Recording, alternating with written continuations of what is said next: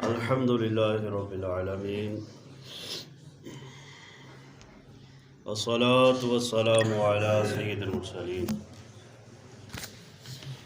أما بعد فأعوذ بالله من الشيطان الرجيم بسم الله الرحمن الرحيم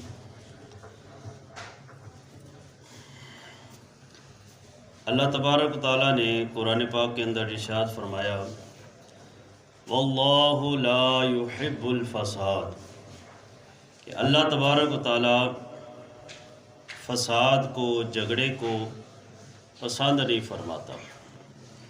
یہ جھگڑا فساد جو چیز ہے نا اللہ تعالیٰ کا ناپسندیدہ عمل ہے، لیکن آج ہمارے معاشرے کے اندر جھگڑا اتنا عام ہوتا جا رہا ہے کہ جہاں بھی لوگوں کا جمع ہونا ہوتا ہے، دو چار لوگ اکٹھے ہوتے ہیں، وہاں پر جھگڑا لازمی ہو جاتا ہے۔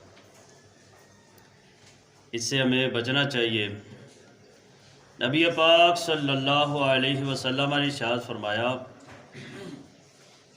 کہ تم میں سے سب سے پرہیزگار، سب سے متقی وہ شخص ہے جو اپنے آپ کو جھگڑے سے بچاتا ہے، جو اپنے آپ کو جھگڑے سے بچاتا ہے، جھگڑا نہیں کرتا۔ اور نبی پاک صلی اللہ علیہ وسلم نے فرمایا جب دو لوگ آپس میں جھگڑتے ہیں نا تو ان میں سے جو بندہ غالب ہو جاتا ہے، جیت جاتا ہے، فرمایا وہ بنیادی طور پر اچھا آدمی نہیں ہوتا، وہ برا آدمی ہے۔ عرض کیا حضور اچھا آدمی کون ہے؟ فرمایا اچھا آدمی وہ ہے جو جھگڑے میں ہار جائے، چپ کر جائے، جھگڑا ختم کرنے کے لیے وہ خاموشی اختیار کرے۔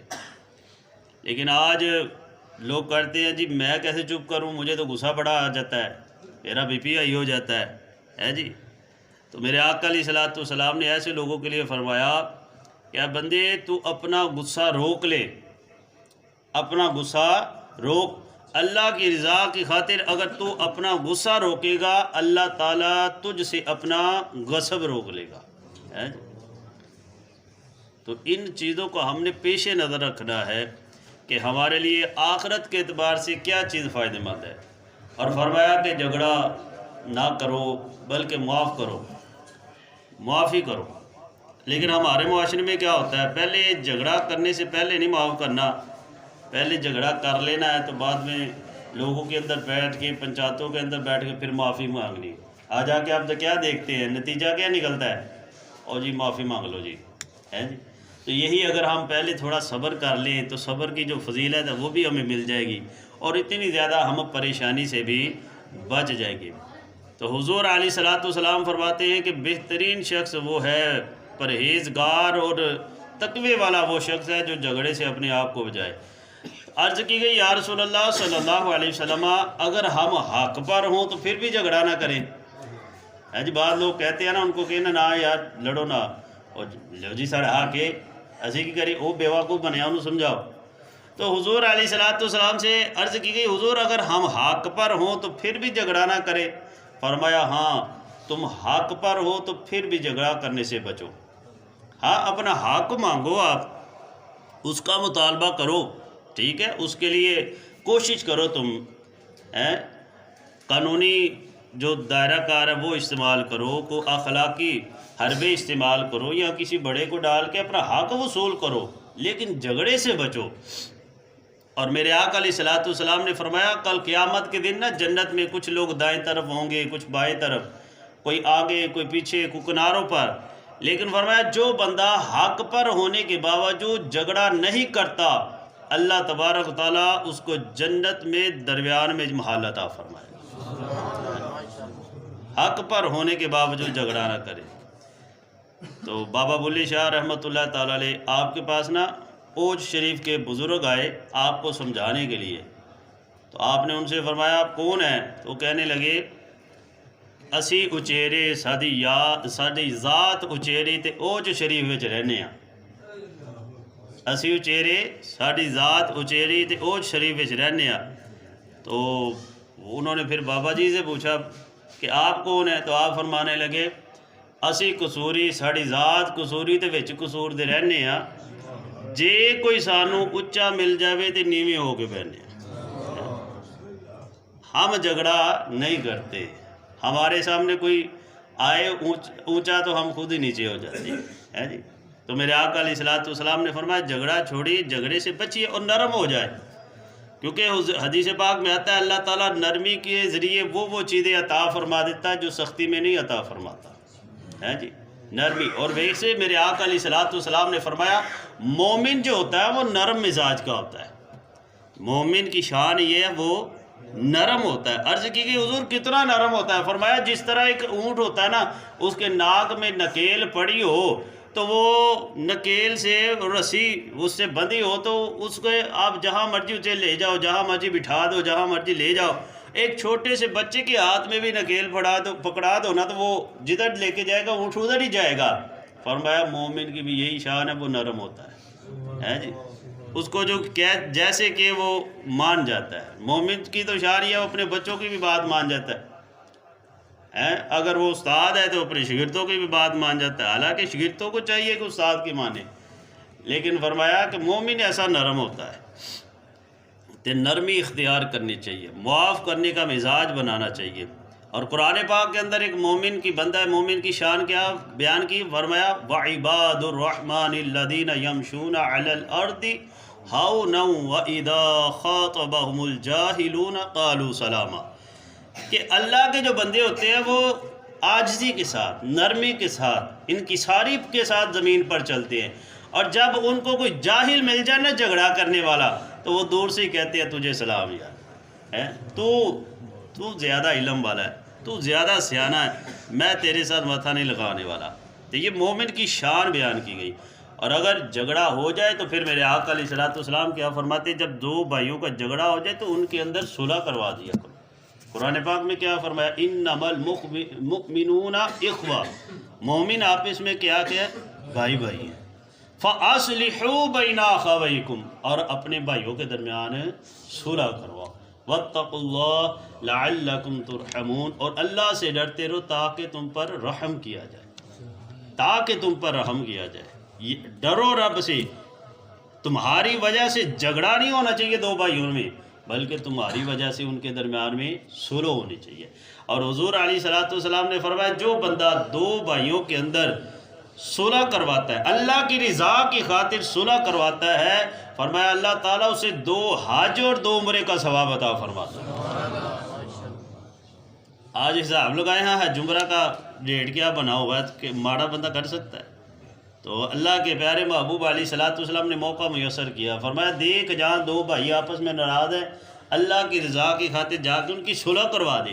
اور یہاں تک فرمایا کہ تجھے اگر 2 بھائیوں میں صلح کروانے میں کوئی خلاف واقع بات کہنی پڑتی ہے تو پھر بھی کہہ دے، دوسرے لفظوں میں کہیں کہ اگر صلح کرانے میں کئی جگہ جھوٹ بھی بولنا پڑتا تو بول دو، ہے جی۔ ظاہر ہے جب جن کا جھگڑا ہوتا ہے وہ آپس میں اس وقت بفرے ہوتی ہے، کوئی بھی تیار نہیں ہوتا ہے جی، تو بندہ جا کے کہہ سکتا ہے یار، وہ کہتا میں نے صلح کرنی ہے، وہ تیرا بڑا ہمدرد ہے، وہ تو کہہ رہا یار میں پچھتا رہا ہوں لڑائی کر کے، اگرچہ نہیں کیا لیکن اس طرح کی بات کہہ دے تاکہ ان کے اندر صلح ہو جائے۔ جھوٹ کی کہیں بھی اجازت نہیں، لیکن یہاں حضور علیہ الصلوۃ والسلام فرما رہے خلاف واقع اگر بات بھی تمہیں کہنی پڑتی ہے تو کہہ لو، لیکن 2 بھائیوں میں صلح کروا دو۔ لیکن ہمارا پتہ کیا معاشرے میں چل رہا ہے سین، ہم لوگ صلح کرتے ہیں لیکن دل سے بات نکالتے نہیں، اور 4-5 بندے بھائی انہا صلح کران تو وقتی طور پہ خاموش ہو جاتے ہیں، لیکن دل میں کیا ہوتا ہے؟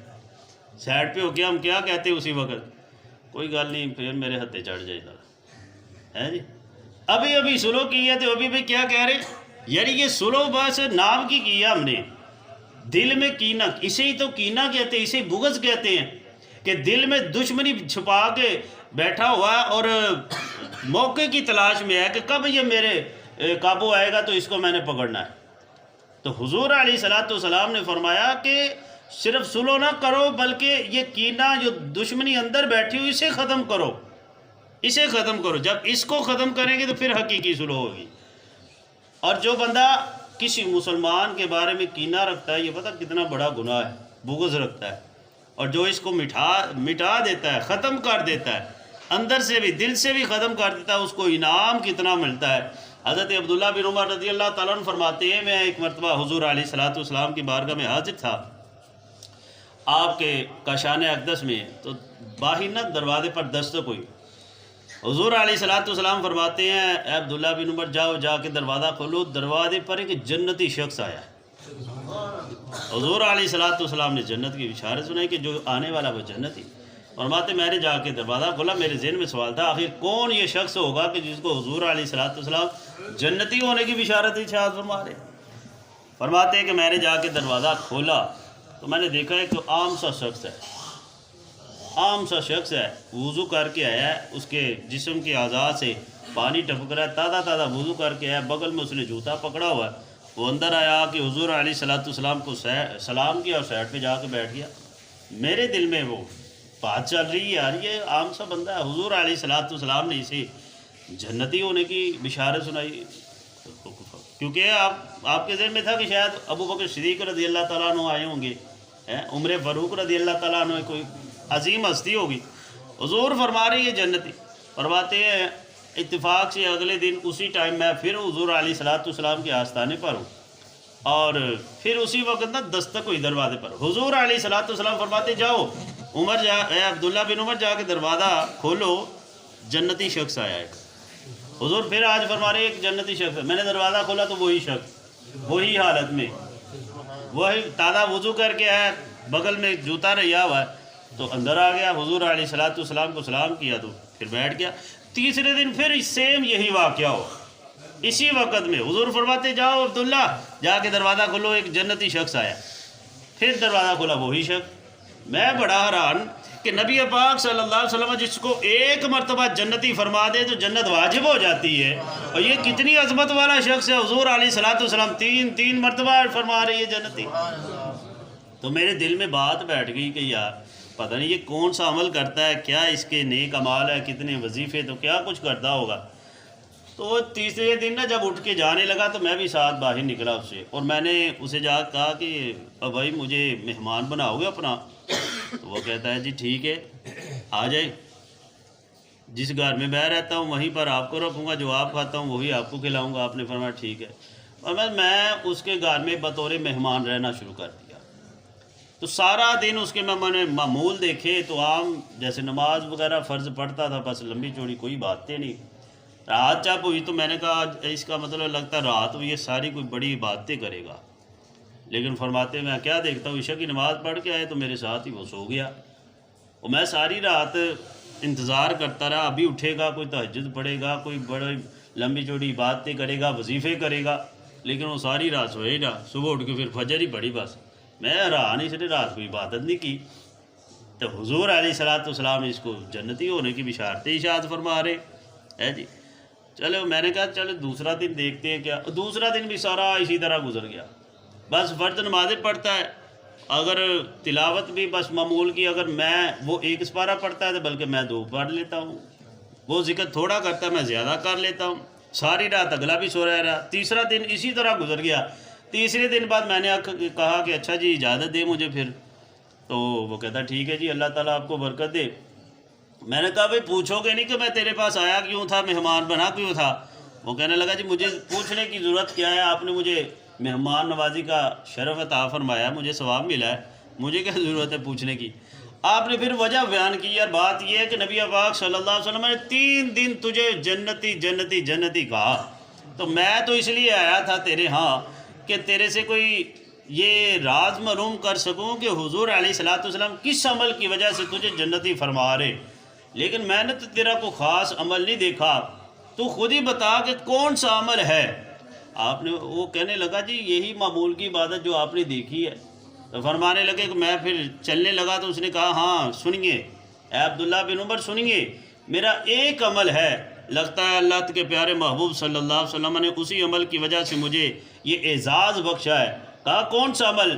فرمایا کہ اگر آپ میرا دل کھول کے بھی دیکھ لیں گے تو کسی مسلمان کے بارے کوئی کینہ نہیں نظر آئے گا، کوئی بغض نہیں نظر آئے گا۔ میرا دل ہر مسلمان کے لیے، وہ میرے بہن بھائی ہیں، وہ میرے رشتہ دار ہیں، وہ میرے محلے دار ہیں، ہر کسی کے لیے میرا دل صاف ہے۔ مجھے کوئی بھی تکلیف دیتا ہے تو میں پھر بھی اسے دعائیں دیتا ہوں، میں نے کسی کے بارے میں کبھی اپنے دل میں کوئی بغض نہیں پالا، یہی عمل ہے میرا بس۔